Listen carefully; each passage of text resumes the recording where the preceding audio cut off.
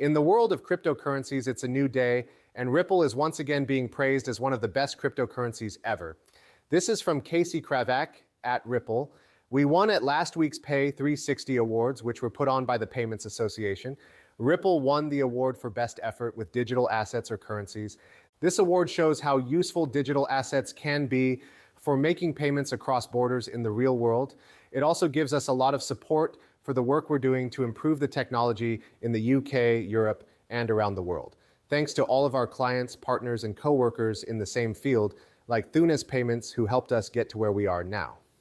A huge thank you to my amazing co-workers in the UK and Europe who are building the future of finance without stopping. You deserve this praise.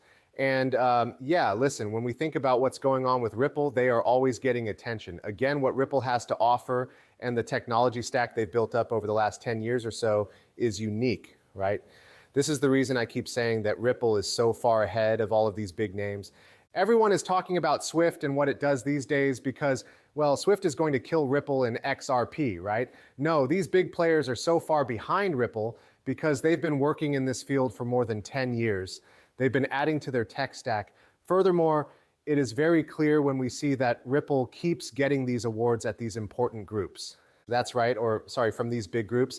That is why Ripple is on a whole other level when we think about what's going on here. And this will keep showing up more and more as time goes on, because once more, many of these big names are trying to catch up, even Swift. Besides that, one of the most important things we saw this year was the rise in crypto adoption and the attention of institutions on crypto really heating up. The point was reached where we looked at this space and thought, interesting.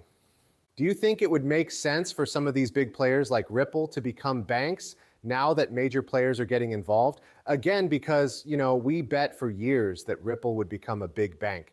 Some companies in the area like Telcoin are already a step ahead of some of the others that are trying to do the same thing.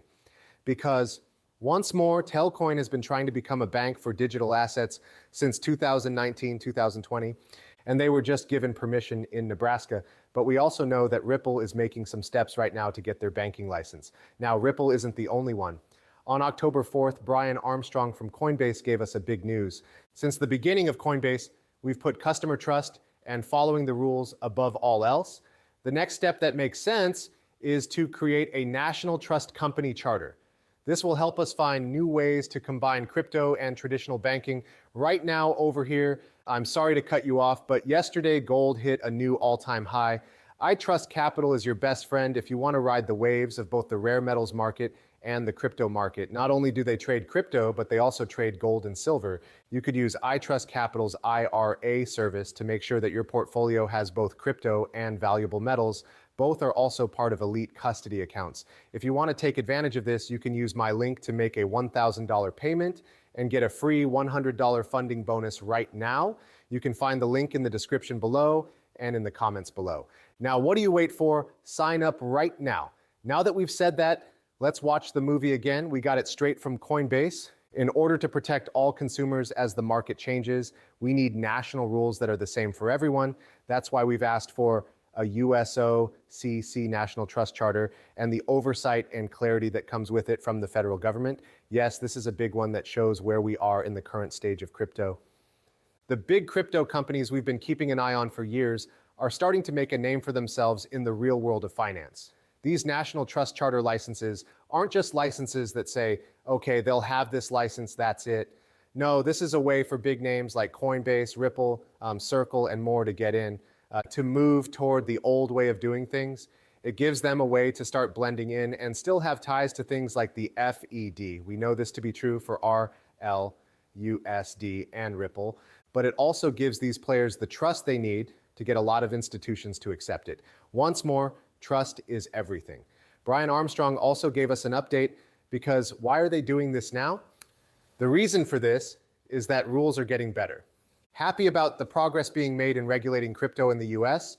There will soon be clear rules. This is good for builders and new ideas. We're not going to stop until it does. Look at this. There is one more bill that, as you said, had backing from both parties in the House and is now being discussed in the Senate. This is what we call market structure law, and it just means that it covers all crypto assets that aren't stable ones, like Bitcoin and Ethereum, and it cleans up some problems left over from the last administration that were used as weapons by people like Gary Gensler to target the crypto business because things weren't clear. Were these things for sale? Were they a safety? This bill is making great progress then. I've never been more sure that it will become law. The freight train has left the stop. It's important to note that lawmakers on both sides of the aisle are eager to pass this bill. For some reason, the big bank group has still tried to get in the way of things. It seems like they want to stop stablecoin awards for good. And that was already taken care of in the last Genius Act I talked about. But it doesn't bother me too much. The senators we talked to don't really want to bring that topic up again. Because of this, let's hope that this bill becomes law very soon. One more piece is now there. This is the last big step before crypto is fully controlled. So yeah, do listen. In my view, this will change pretty much everything around the space. This will finally make this market clear enough for it to grow, be merged, and be used on a large scale by the biggest trading giants retail en masse. This is where it all starts when it comes to crypto, you know. Before we see the rules, everything that came before this was just a beginning. The race hasn't even begun. It does after this. Now we think about these big trust licenses when we think about that. Circle also put in for this. It happened on July 1st. After its $18 billion IPO, Circle wants to become a trust bank in the United States. Circle has put in an application to become a national trust bank. This will let it handle funds and provide custody services. As long as it gets accepted, it will be only the second crypto company with a federal charter. We also know that Paxos was after the same thing. We're going national with Paxos. The crypto company that made PayPal's PYUSD is going to the OCC to become a US trust bank. They are competing with Circle and Ripple. By applying for an OCC trust bank license, New York charter would become federal.